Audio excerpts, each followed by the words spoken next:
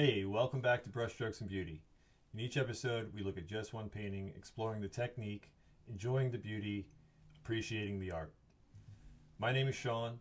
I've been painting for over 20 years, and I am an art enthusiast, all-time art lover, love talking about art. That's why I'm here. In this episode, we're going to look at a painting by Henri Regnault. Hopefully I pronounced that correctly. It's the painting Salome, and it was made in 1870. So let's get into it. All right.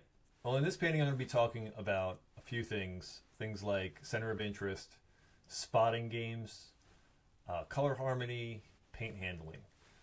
First thing that comes to my mind deals with color, and that is basically that this is a bright yellow painting. You may be saying, well, I see other colors there, so it's not just the yellow painting. And that's true, but if you kind of look at the whole rectangle and just see the picture as a whole and say, what color is it? You can see it's this like really brilliant yellow. And it's a lively yellow, and it's very stunning to look at. And there's an interesting thing that happens when we first look at a painting, and that's like we want to get a sense of what's going on, like a sense of the space, the environment. So we'll see that there's a strong diagonal that kind of comes right through the picture like this, and it kind of happens because it creates a step pattern that kind of zigzags through. That's how it creates a sense of space, so it doesn't feel like this very obscure, flat kind of environment. And it allows for the figure to exist in a very comfortable way.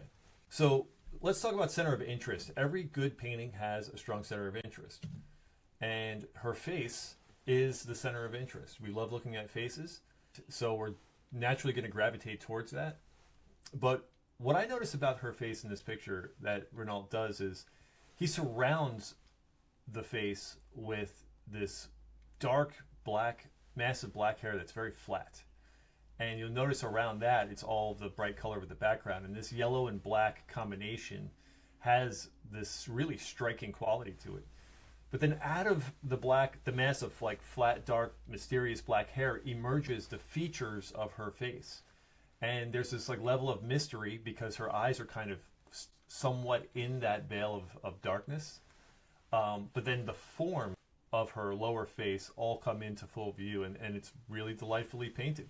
The rosiness of her cheeks, her smile, the light effect on the side of her nose here, even the tilt of her head, everything is pleasing in some way. And so that creates a very entertaining center of interest. So front and center, Salome is the star of the show in this picture. There's something that I really love that Regnault does, and it's like in the spotting of things. So what is spotting? It's kind of like connecting the dots, but you can choose different things to connect the dots of. You know, we see the black of her hair, the black of the band on her arm, of the handguard, down here on her slippers. If you do it with the reds of the carpets, the slippers down here, the knife, and even the red in the pinks of her cheeks and this part of her blouse.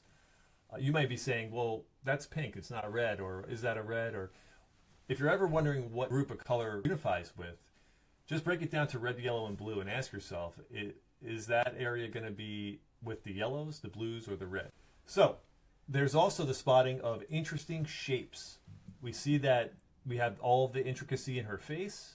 We have some of the intricacy in this area over here. On her arm, this pennant thing and the band in the let's see, in the knife here, even the size of her hand compared to the knife is different from some of the more open areas that we'll see in other parts of the picture. And down here on her feet, we also have some interesting shapes, and even over here. So our eye kind of ping-pongs or jumps, connecting the dots to these different areas of the picture. And that is a way that he uses spotting to move our eye through the painting in these different ways. But we can't get out of this painting without talking about texture. Obviously, we see all sorts of texture here. And what's so pleasing to me is to just be able to appreciate how the things look like what they are sensually, and then compare them to the other textures. There's so many different things to compare here. For example, what I'm saying is like, this feels like fur. And this feels like a really flat, tightly knit carpet.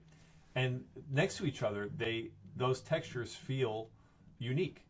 And I jump up to this dress and I'm like, wow, that is I don't know what it's called, but that's a very particular type of transparent, meshy sort of dress with the sparkly sheen stuff on it. And it's got an interesting pattern and all of that.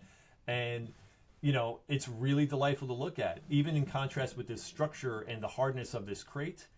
And then the softness of and the volume of her body. Even the fact that her dress has this loose, flowy silkiness, whereas this backdrop has a thicker type of satin kind of quality or something. All of that stuff is just pleasing to look at. He's delighting my eyes. He's entertaining my eyes with all of these different textures. And the way that he paints this stuff is just remarkable because, you know, in some areas you have really strong, like tight detail. And then in other areas, he's just flecking on paint strokes and dabs of color. And the looseness of that paint, we call it broken color application, the way that he applies that broken color adds and brings like life to the figure. And so overall, this painting, what makes it successful? You know, I think it's the strong center of interest. It's the color harmony, the use of and management of high chroma. He's got lots of interesting shape and design. He's put thought into how the eye is going to move through the composition. And he also entertains us with lots of different textures. So I'd love to hear your thoughts. Why do you think her eyes are in the shadow? Did you see any colors or any things that kind of surprised you in this picture? Do you like the picture? If you enjoyed the video, please give me a thumbs up, like it, subscribe. Thanks so much for joining me, and I look forward to seeing you in the next one.